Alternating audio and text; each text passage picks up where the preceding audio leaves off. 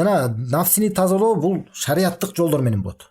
Муну билишибиз керек да. Шариаттык жолдор менен болот, ортолук менен жана ошо адилеттүүлүк менен болот да. Ошо чектен ашуу болбош керек дагы, жана көңүл бурбай таштап коюу да болбош керек. Ошол жүрөктү нафсини тазалоо бул деген пайгамбар саллаллаху алейхи вассалам жолун ээрчүү менен болот. Жана бул жактан дагы биз ошо маанилүү нерселер бар. Эми ошол жүрөктү тазалоонун, нафсини тазалоонун маанилүүлүгү тууралуу биз билишибиз керек. Дагы жүрөктү тазалоо бул, нафсини тазалоо бул деген адамдын бейишке кирүүсүнүн себептеринин бири болот.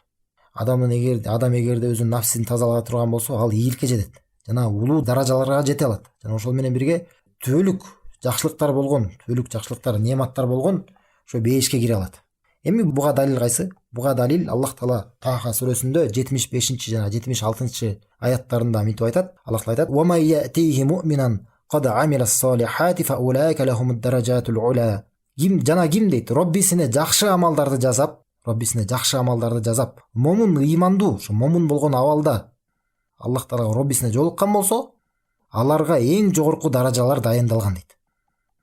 Ким момун болгон абалда, жакшылык иштерди кылып жүргөн абалда, солих амалдарды кылып өзүнүн Роббисине жолукса, аларга эң жогорку даражалар дайындалган дейт. Эми эмне болгон даражалар? Улантысы айтат Аллах Таала: "Жаннату аднин тажри мин тахтиха ал-анхару халидина фиха ва залика жазаa'у ман тазакка." Түүнөн дарыялар агып турган Эдем бейиштери дейт. Эдем бейиштериндеги болгон ошо улуу даражалар дайындалган дейт. Алар анда түбөлүк калышат дейт.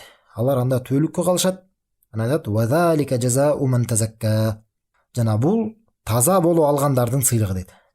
Жана чынында бул эмне дейт? Ошо тазалангандардын, ошо жүрөктөрүн тазалап, өзүнүн нафсин тазалагандардын сыйлыгы дейт. Ошо буга чейинки убадаланган ошо эмне экен? Эдем бейиштери астыларына дайраларга турган жана улуу даражалар жана түбөлүк ушу жакшылыктар кимдер үчүн дейт? Аллах айтат: бул чыныгы жазаа уман тазакка дейт. Өзүнүн ошол жүрөктөрүн, нафсин тазалагандар үчүн дейт.